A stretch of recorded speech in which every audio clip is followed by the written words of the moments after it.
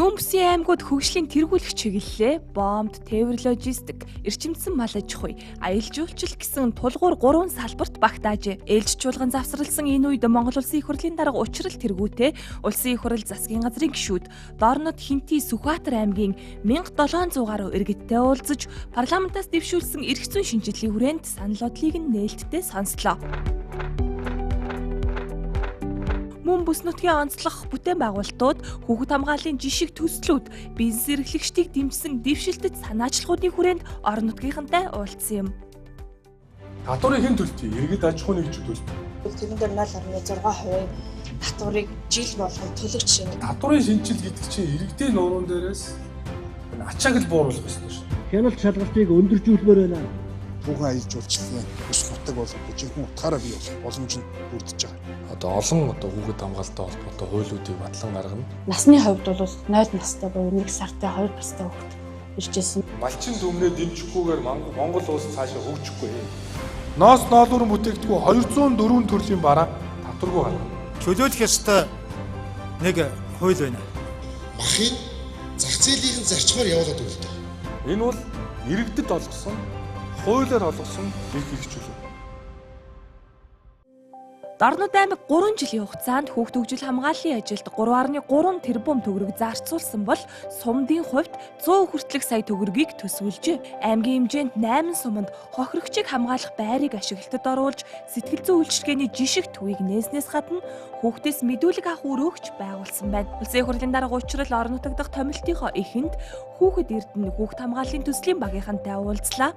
Төр иргэний нийгмийн байгууллага олон нийтийн хамтын оролцоонд түшиглэн хэрэгжсэн уг төслийн хүрээнд 14 суманд хамтарсан 25 баг хүүхэд хамгааллын үйлчилгээг үзүүлж байна. Хүүхэд хамгааллын чиглэлээр бол хүүхдийн төлөө зүрх сэтгэлтэй, тэдний зовлон жаргалыг ойлгодог, тэдний сэтгхүүгээр ярьдаг хүн л энэ ажлыг хийдэг ийм онцлогтой ийм ажил юм байна лээ. Дорнод аймгийн хүүхэд болгонтой тулж хүүхэд болгонд хурц ажилласан энэ амжилт бол үнэхээр бахархалтай сайхан санагдчихэ. Энэ жил би их хурлын даргаар томилогдоод Монгол Улсын үндсэн хуулинд заасан энэ хүүхэд нялхас төрийн хамгаалтанд байна гэдэг энэ эрх хэрэгжүүлэг хангуулах жил болгохыг би бас зарласан. Хүүхдийн төлөө заа гэж хоосон хэлэх биш, заавал хийх жил болгох хэрэгтэй. Нийт 84.5 мянган хүн амтай Дорнод аймгийн дотоодын нийт бүтээгдэхүүнийг салбараар ангилбал хөдөө аж ахуй, аж үйлдвэр, барилга, үйлчилгээний салбарууд зохиолдог. Чойбалсан хот дахь жижиг дунд үйлдвэрлэл эрхлэгчдийг дэмжих төвийн 3 байранд орон нутгийн нийт 104 аж ахуй нэгж зах зээлийн үнээс 2-5 дахин хямд түрээсээр үйл ажиллагаагаа явуулж байна. Уламжлалт, гар урлал, ски, носон идэлээс эхлээд хүнс, гоо сайхан, кофе шоп, хоолны үйлчилгээгээ эндээс өргөжүүлж хилийн чандад ажиллаж байсан туршлагатаа суйрлан ноу-хау шингээсэн бизнесэж эхлүүлжээ. Татварын асуудал байдаг.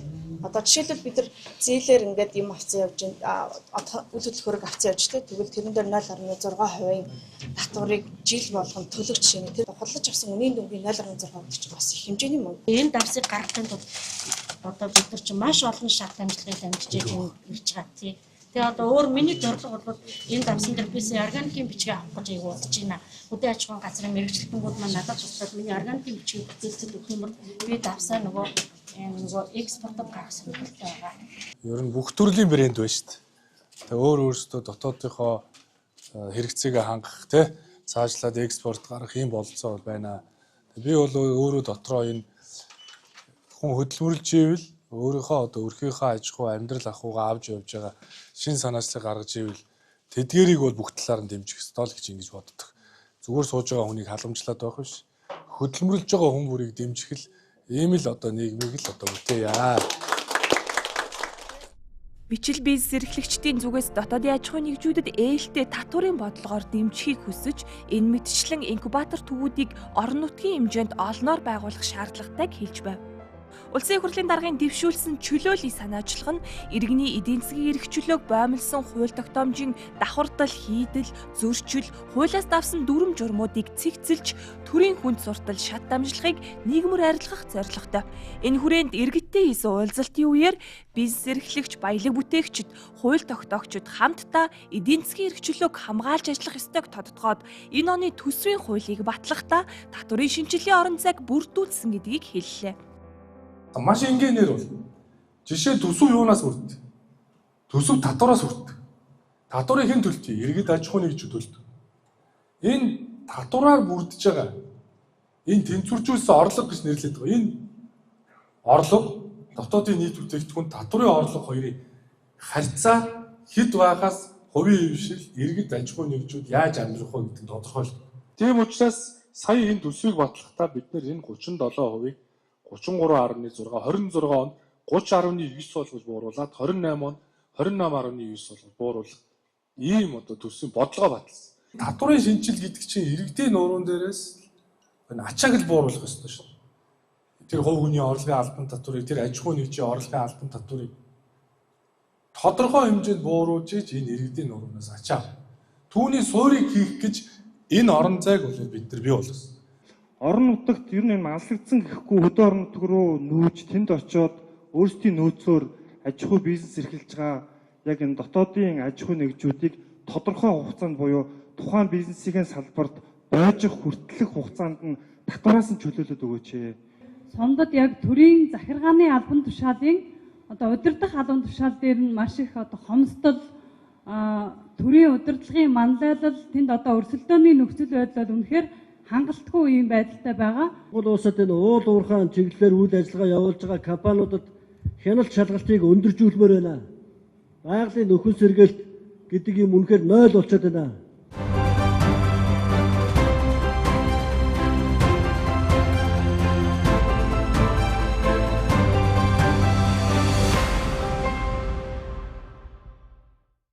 Сүхбаатар аймгийн баруун урт сумаас бичигтийн боомт хүртэлх чиглэлийн эхний үе шат болох 152 км хатуучлалтай автозамын бүтээн байгуулалтын ажлыг өнгөрсөн онд эхлүүлсэн.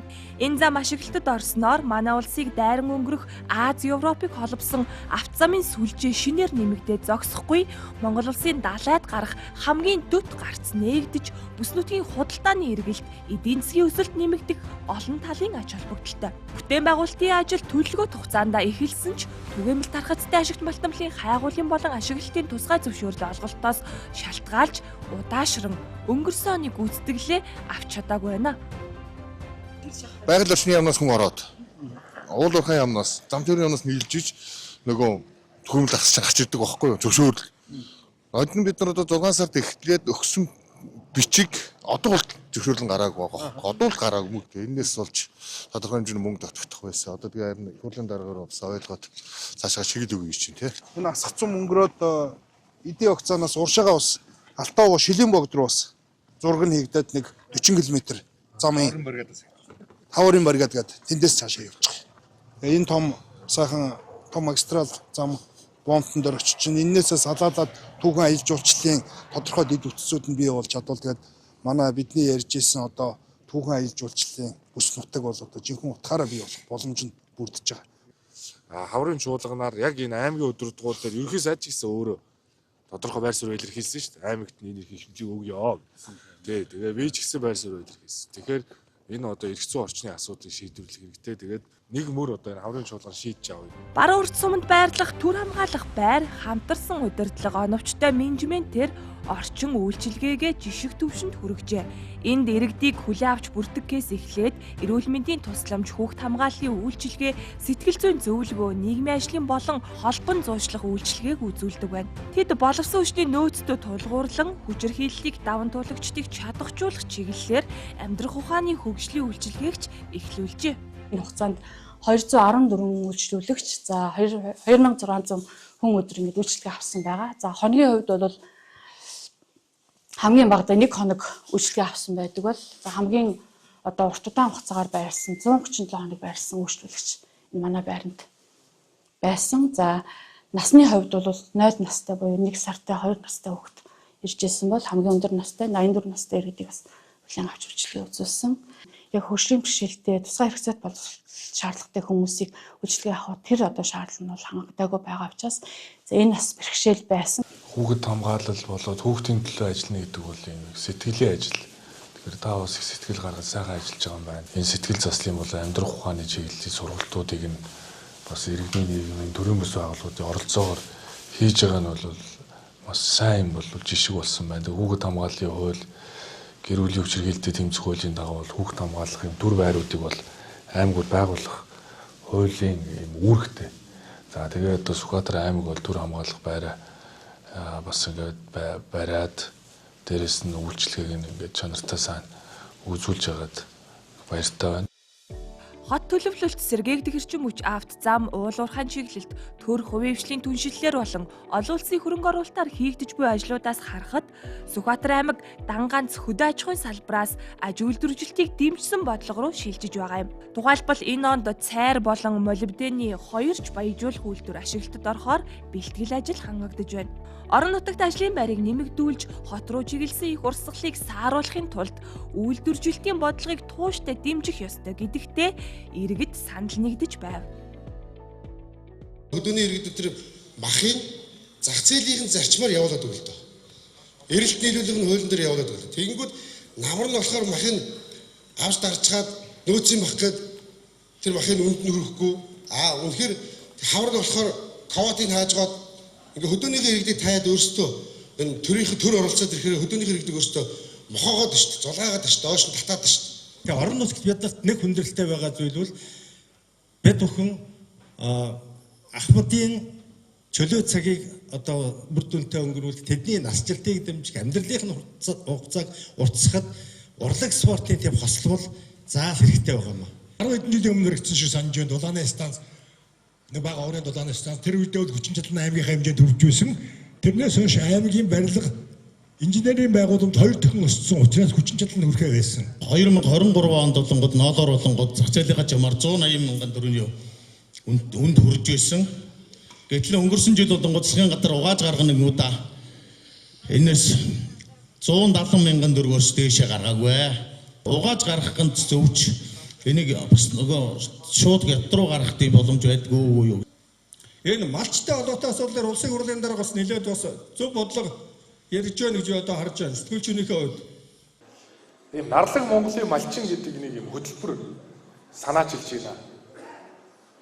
Үндэсний өв уламжлалаа хадгалж хамгаалж нүүдлийн соёл иргэншлийнхаа өв уламжлалыг үеийн үед сахиж ирсэн малчин түмнээ дэмжихгүйгээр Монгол улс цаашаа хөгжихгүй.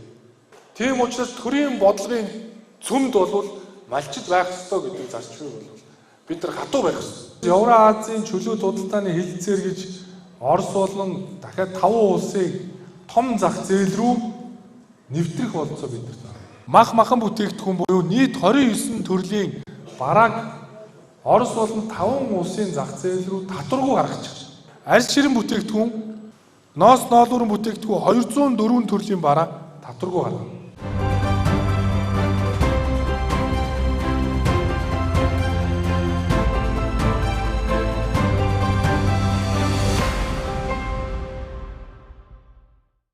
Түүхэн аялал жуулчлалын бүсийг хөгжүүлж эдийн засгийн олон тулгуурт бодлогоор иргэд бие сэргэлэгчтэй дэмжих зорилт тавьсан хинтийчүүд зам тээвэр, боловсрол, соёл урлаг, хот төлөвлөлт, эрчим хүч зэрэг салбаруудад тулгамдсан асуудлуудынхаа талаар байр суурь чөлөөт илэрхийллээ.